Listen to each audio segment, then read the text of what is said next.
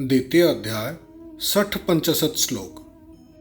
दुखे स्वनुद्विग्नमाना सुखेषु विगतस्पृह वीतराग भय क्रोध स्थितधीर्मुनिरुच्यते।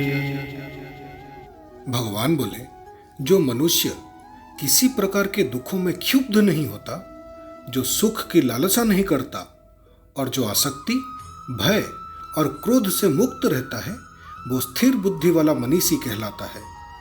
इस श्लोक में भगवान श्री कृष्ण स्थिर बुद्धि वाले मनीषी के निम्न प्रकार से व्याख्या करते हैं।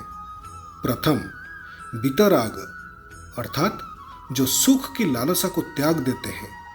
द्वितीय, वीत भय अर्थात जो भय मुक्त होते हैं। और तृतीय, वीत क्रोध अर्थात जो क्रोध रहित होते हैं।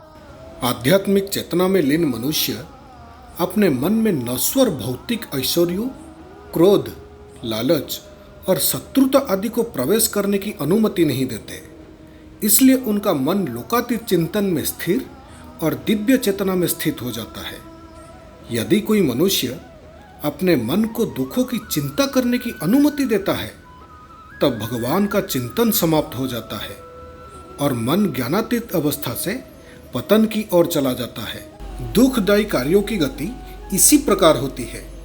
वर्तमान पीड़ा से अधिक अतीत की पीड़ा का चिंतन और भविष्य की पीड़ा की आशंका संताप देती है।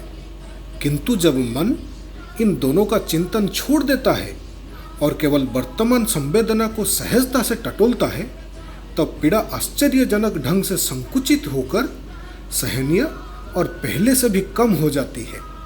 ये सर्वविदित है कि बौद्ध भिक्षु आक्रमणकारियों के उत्पीड़न को सहन करने के लिए यही विधि अपनाते थे। इसी प्रकार यदि मन बाहरी सुखों की लालसा करता है और संसार की विषय भोगों की ओर भागता है, तो दिव्य आध्यात्मिक चेतना से विमुख हो जाता है। इसलिए स्थिर बुद्धि वाला मनीषी वो है जो मन को सुखों के लिए ललचाने और दुखों के लिए शोक प्रकट करने की अनुमति नहीं देता। इसके अतिरिक्त मनीषी अपने मन को भय और क्रोध से पराजित होने का अनुमति नहीं देता। इसी प्रकार मन ज्ञानातीत अवस्था में स्थित हो जाता है। इस श्लोक में भगवान श्री कृष्ण ने एक ऐसे व्यक्ति की पहचान बताए हैं जो हर स्थिति में संयमित और स्थिर रहता है। वो दुख और क्रोध दोनों में समान रहता है, राग, भय और क्रोध से मुक्त हो जाता है, और ऐसे ही व्यक्ति को सच्चे मुनि और ज्ञानी के रूप में माना जाता है।